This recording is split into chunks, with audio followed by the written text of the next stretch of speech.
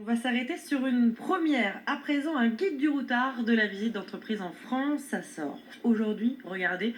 Voilà, vous le voyez. On va en parler avec Cécile Pierre. Cécile Pierre qui a participé à l'élaboration de ce guide, on peut le dire. Bonjour. Bonjour. Vous êtes secrétaire générale de l'association de la visite d'entreprise.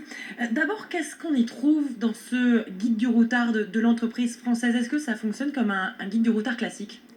Alors, pas tout à fait, puisqu'on y trouve la filière de ce qu'on appelle le tourisme de savoir-faire, donc 450 entreprises qui ont été sélectionnées sur 2500 qui ouvrent leurs portes au public en France, donc c'est vraiment l'entrée dans les usines et le savoir-faire français. Alors déjà, comment vous les avez sélectionnées, ces entreprises? Vous avez sélectionné à peu près 20% des entreprises qui sont visitables en France. Alors, on les a sélectionnés sur trois critères principaux. D'abord, on a retenu les grands noms de l'industrie française ou les noms qui sont significatifs d'un territoire, par exemple Fragonard à Grasse. Le deuxième élément, le parfum, absolument, les parfums.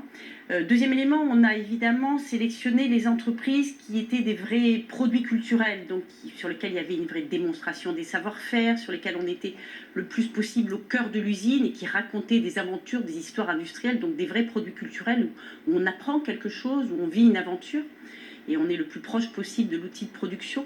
Et troisième élément, on a évidemment sélectionné des entreprises qui étaient facilement accessibles pour le grand public, donc avec des ouvertures très régulières, avec la possibilité le plus possible pour les individuels d'accéder à ces entreprises, donc qui étaient dans une démarche qui était aussi une démarche touristique. Quel est l'intérêt justement pour ces entreprises qui figurent dans le guide? Alors, pour les entreprises, il y a deux intérêts majeurs. Le premier, c'est évidemment un intérêt en termes de communication.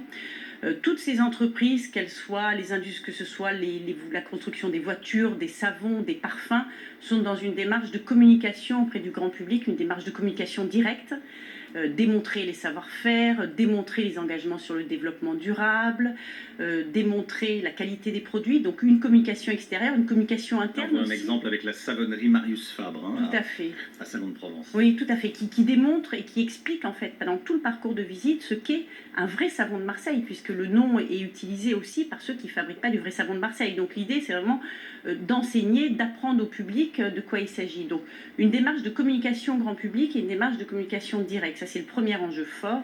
Et le deuxième enjeu fort, c'est évidemment un enjeu de commercialisation, de vente. De vente, parce qu'on sait que les gens qui visitent une usine ont très envie d'acheter au terme de la visite d'usine.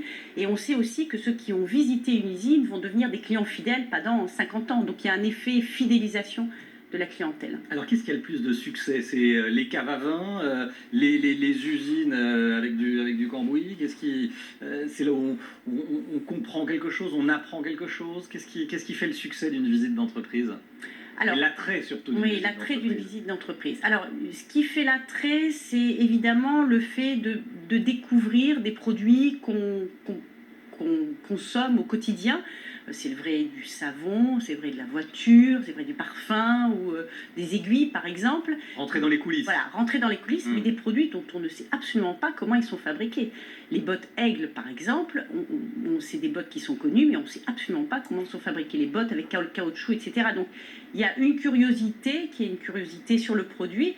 Et puis, il y a le fait de rentrer dans les coulisses et d'aller comprendre par soi-même comment ça se passe, ce qui existe et les engagements de l'entreprise, de le découvrir in situ. Et ça, justement, vous le racontez dans le guide, hein, il y a plein d'anecdotes. Est-ce que le but, c'est pas aussi de réconcilier les Français avec l'entreprise? Oui, tout à fait. Il y a une dimension très forte comme ça, parce que c'est vrai qu'aujourd'hui, quand on parle de l'entreprise, quand on parle de l'usine, c'est toujours pour parler des délocalisations, des fermetures, des licenciements. Donc, on a une approche de l'économie et de l'entreprise qui est très négative. Là, l'idée avec ce guide et avec les visites d'entreprise, c'est d'avoir une approche qui est une approche positive. On va découvrir des belles histoires, on va découvrir des gens au travail qui ont un vrai savoir-faire et qui sont heureux d'en parler, de le montrer. D'ailleurs, la plupart de ces visites sont guidées par les salariés eux-mêmes. Je vois par exemple Terre de Sel, qui est une entreprise à Guérande qui fabrique du sel. Ce sont les paludiers qui expliquent eux-mêmes leur métier. Donc il y a vraiment effectivement une approche positive. Une vraie fierté à transmettre. Complètement, une vraie fierté. Est-ce que ça pose pas parfois des questions de sécurité? Alors je pense notamment aux centrales nucléaires qu'on peut visiter, hein, mais il y a des filtres, il y a des contrôles d'identité évidemment extrêmement serrés. Hein. Bien sûr. Oui, alors la question de la sécurité, elle est double. Sécurité des personnes et puis confidentialité, parce qu'évidemment, il y a des savoir-faire qu'on ne peut pas divulguer au grand public. Donc on a tout un panoplie à l'association de la visite d'entreprise, on a tout une panoplie de mesures pour aider ces entreprises à sécuriser les visites d'entreprise et on arrive pratiquement tout le temps à régler l'ensemble des problèmes. On a plein de mesures à notre disposition pour permettre aux personnes de rentrer, mais tout en assurant la sécurité des personnes et des produits. Aujourd'hui, il y a 2500 entreprises qui ouvrent leurs portes comme ça au public. Est-ce qu'aujourd'hui, vous encouragez d'autres entreprises à faire de même, Oui, bien sûr. On est dans une optique de professionnalisation, mais on est beaucoup dans une optique de développement. Et on observe aujourd'hui l'industrie agroalimentaire qui n'était pas la plus partante, c'était surtout les entreprises artisanales, qui effectivement aujourd'hui décident ce mode de communication directe. Donc oui, on est dans une politique d'encouragement. Je vois par exemple Brioche Pasquier, une entreprise avec laquelle on travaille actuellement, a vraiment décidé d'ouvrir les portes de toutes ces usines pour montrer les efforts qui sont entrepris à tout point de vue sur un secteur sensible qui est l'agroalimentaire. C'est aussi le Made in France qui est à l'honneur dans ce guide.